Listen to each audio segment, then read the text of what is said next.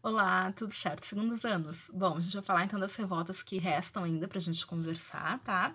Bom, Revolução Farroupilha, ou Guerra dos Farrapos, enfim, né?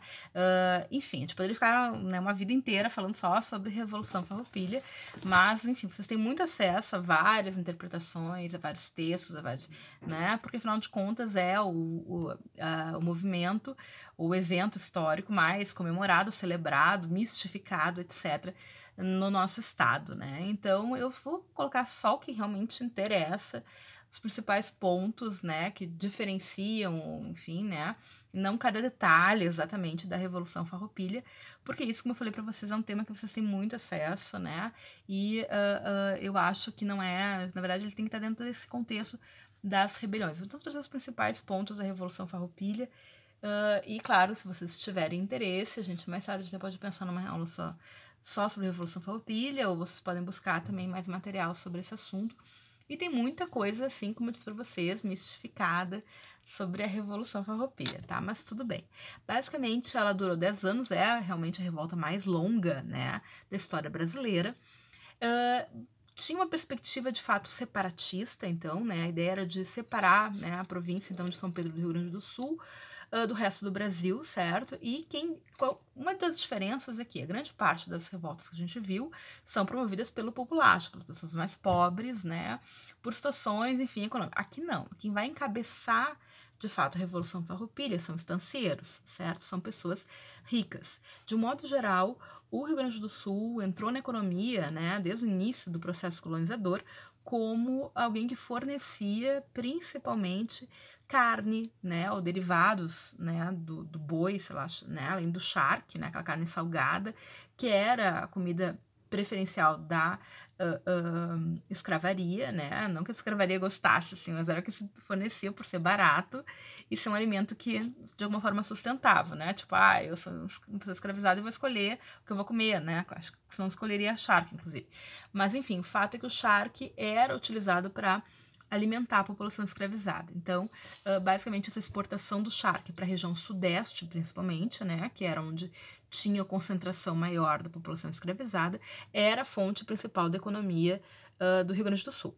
Além disso, a gente também tinha então produtos de couro, erva mate, enfim, e aí mulas também para mula tinha bastante também, para enfim principalmente para os transportes na região das Minas, tá?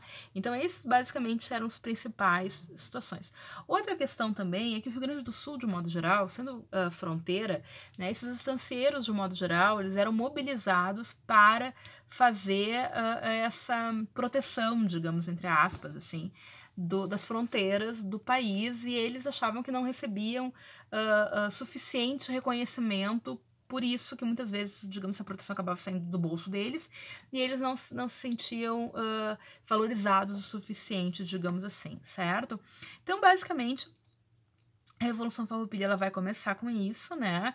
Então, os principais lideranças vocês já ouviram falar, obviamente, Bento Gonçalves, na cidade onde a gente mora, é um desses proprietários de terra, certo? Que vai, então, mobilizar né, todos aqueles seus agregados, né? Vamos ter outros nomes importantes, tem uma série de filmes, né, interessantes para se ver sobre o assunto. Mas, enfim, o fato é que a gente vai ter então, esses grupos se articulando, né? A principal demanda era a questão do preço do charque, né? Então, havia uma concorrência com o charque argentino e uruguaio, que eram de muito melhor qualidade, e que, devido à questão dos impostos, digamos assim, acabavam ficando mais baratos do que o charque sul-rio-grandense. Então, eram de melhor qualidade, ainda por cima, eram mais baratos, né? Então, o que os estancieiros gaúchos queriam, basicamente, era uma proteção, né, ao seu produto. Enfim, então a gente vai ter uma mobilização de todos desses grupos, enfim, né, e vão acabar, então, tomando, né, Porto Alegre, depondo, né, o presidente da província, e aí vão acabar fundando a República Rio-Grandense lá com sede em Piratini. Então é uma revolta que no começo vai ter algumas, digamos assim, vitórias, né, expressivas, militares, até porque, como eu disse para vocês, os estancieiros estão acostumados a lutar, né, estão acostumados à guerra. E aí vai ter uma série de episódios, né, o Bento Gonçalves vai ser preso, deve ter um momento que ele vai ser preso na Bahia, e vai ter uma fuga super, assim, hollywoodiana. Então tem várias, porque é uma guerra muito longa, então tem vários episódios, assim, memoráveis, importantes, e isso vai se alastrando, né? A guerra vai se alastrando.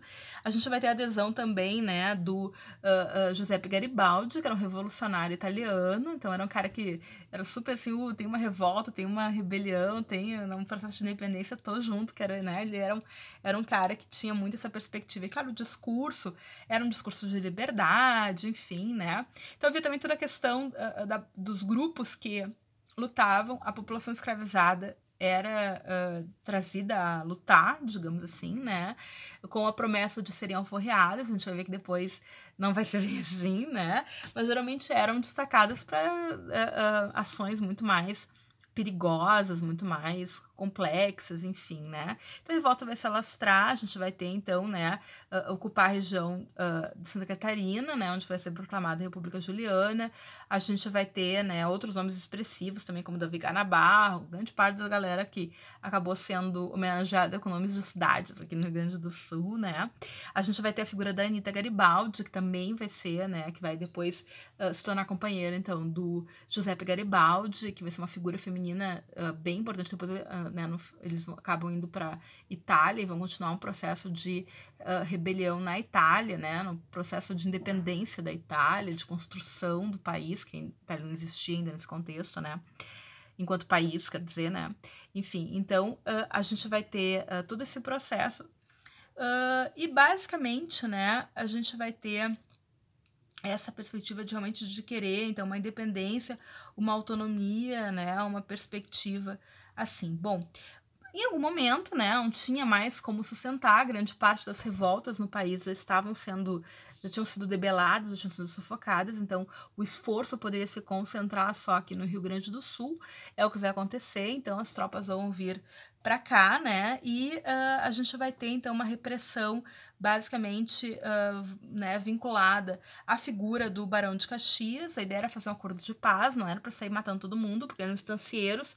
Então o governo precisava, inclusive, desses estancieiros, não podia, tipo, né, acabar com eles, porque eles eram importantes na guarda da fronteira. A gente tem que lembrar que a gente não tem exército nesse período. Então a forma de luta, guarda, ainda é para se manter, né, a fronteira, ainda são esses estancieiros.